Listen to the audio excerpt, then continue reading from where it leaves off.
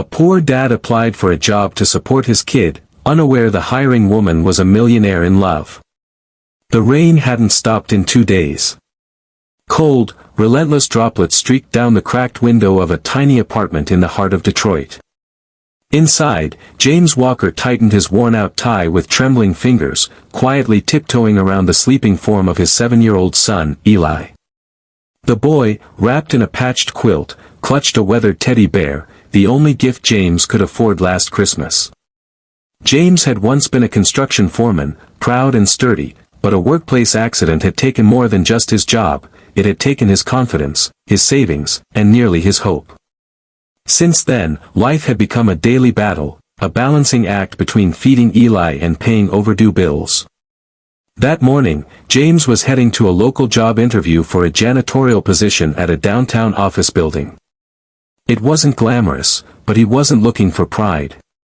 He was looking for dignity. At the towering glass building, James sat nervously in the lobby, hands calloused and face weathered by years of hardship.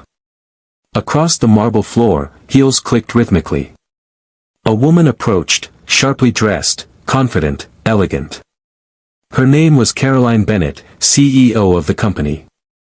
But today, she had chosen to handle interviews herself, a quiet decision no one questioned. She studied James with a soft gaze. He didn't know it, but Caroline had seen his resume before he stepped through the door. It was sparse, nothing fancy, but something about the handwritten note at the bottom struck her. I'll do anything, as long as I can be home by 6 to make dinner for my son. They sat across from each other.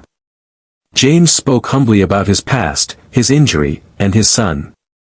No excuses, just facts, and a tired smile. Caroline listened, but something stirred deep in her chest, not pity, but admiration.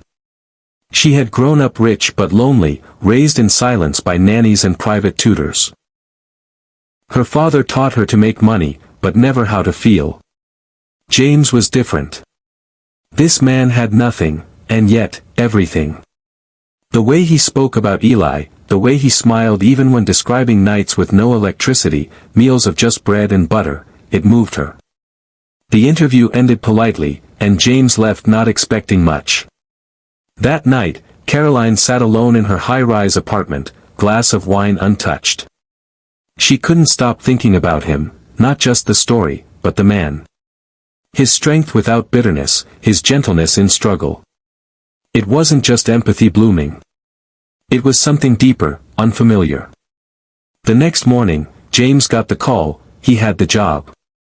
Relief washed over him like sunlight breaking through storm clouds. On his first day, he was surprised when Caroline greeted him personally.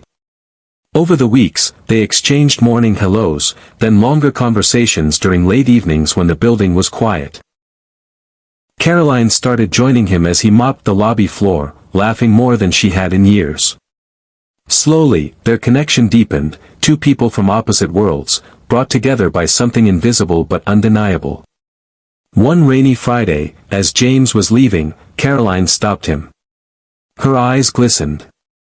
"You once said all you wanted was to be home by 6 for your son," she whispered. "What if you didn't have to work nights anymore? What if you didn't have to worry about work at all?" James blinked, confused. "I want to invest in your life," she continued, voice trembling. "Not out of charity, but because you've shown me what real love looks like. I inherited millions, but I never knew what it meant to be rich, until I met you." Tears welled in James's eyes. "Why me?" "Because you never stopped giving," she said, "even when you had nothing." In the months that followed, Caroline created a foundation in James's name, supporting single parents chasing second chances. She and James became partners in every sense, in work, in love, in building something that mattered. And every night at 6 sharp, James still made dinner for Eli. Only now, they often had a guest, a kind woman who once sat behind a desk, looking for a janitor, but found a father, a teacher, and, unexpectedly, love. Sometimes, the richest hearts come from the humblest hands, and the greatest gifts come when you're not looking for them.